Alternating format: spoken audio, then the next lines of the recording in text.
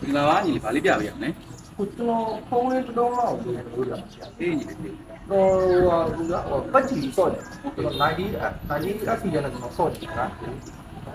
ဈေးကတော့5သိန်းလောက်ပါအဲ့တော့90 FP နဲ့ကျွန်တော်ပြောပြစော့ကျွန်တော်ပြတယ် ကိုတုံးပြပေးမယ်လေအဲ့ဒါနော်ဒီ9သိန်းတော့ပေးတာနော်ဒီဗျာ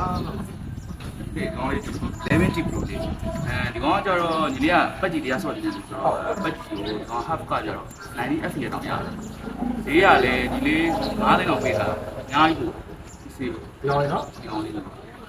CPU ကလည်း demonstration အောင်ပေးရအောင်တော့ CPU ကို speed ဖြစ်တယ်သုံးရတာတော့ကောင်း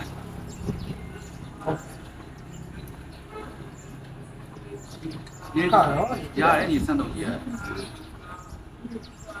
ဒီတော့ဆက်ခွင့်ရောတော့ပြတာ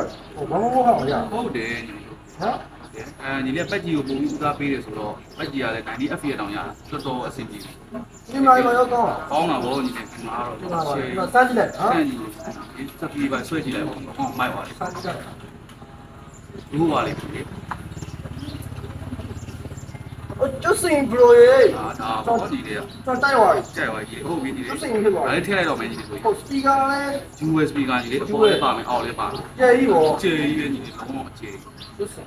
ဟုတ် ချတော့ဒီ ချ မှာ တယ် ဒီ ဟုတ် မှာ ပြီ ချနော် ဒါလေးယူမယ်နော်ညီလေး ဟုတ်9သိန်းတော့လား ငါးဘဲငါးသိရှိမယ်ညီလေးက 9သိန်းပေါ့ ဆက်ပြေးသွားလိုက်ပါ ဘယ်တော့လဲ လေးလေးခွဲပဲရှိတယ်ညီလေး ဟာ လေးလေးခွဲ ဒီအောင်ရုပ်လေးသိန်း ဟုတ်တယ်ညီလေးကိုကြီး ကျစင်ကြီးပေါ့ရေတ အား ခါ ဟုတ်ပြန်ပေးရမယ် တော့ယူပြီ